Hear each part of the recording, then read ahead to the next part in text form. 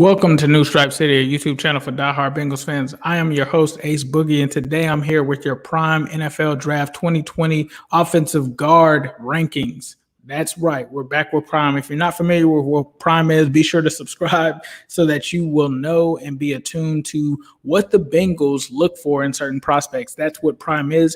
It goes based off of the history dating back to 1999 for key characteristics that the Bengals look for in terms of positions. And now we're starting with the guards, and we start with the guy in Jonah Jackson that pretty much tops the list, right? When we look at this from a Prime perspective, Jonah Jackson from Ohio State University is the leader with a 4.53 Prime grade, and he's very interesting. I think that he has risen during this draft process, and he's a guy that essentially checks all of the boxes for what the Bengals look for in a guard. When you talk about the school, Ohio State, they've obviously drafted their fair share of Buckeyes. I'm pretty sure Sam Herbert would agree with that. And then you look at the Big Ten, they've definitely taken their fair share of guards from that conference. When you talk about the Kevin Zeitlers of the world, height and weight, he's perfect for them. You talk about the BMI, perfect, has a great 40 time, matches what they've done in the past, great hand size. There's not really much to complain about this guy.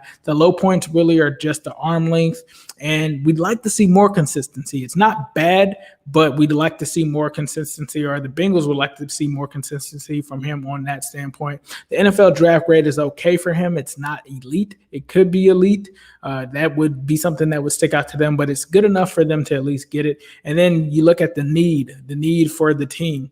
Guard, you could argue, is a huge need for this team. So we'll have to see what happens there. But when you look at it from an unrestricted free agent approach, that need isn't as high because they do have bodies there. They just don't have the right guy. So it's not a situation where in a year from now that they are typically going to be looking to fill that immediately and stop the bleeding.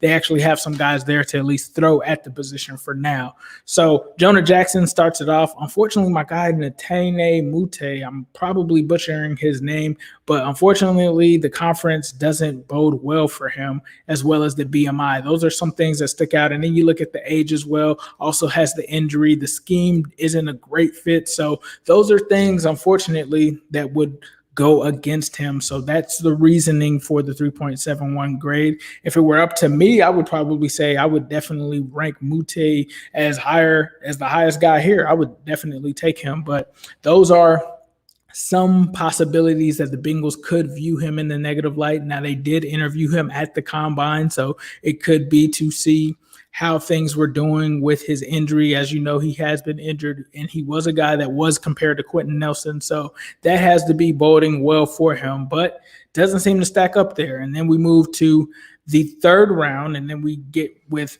Damien Lewis out of LSU. And what I like about him is the Bengals have taken players out of LSU. Andrew Whitworth would be here to testify that.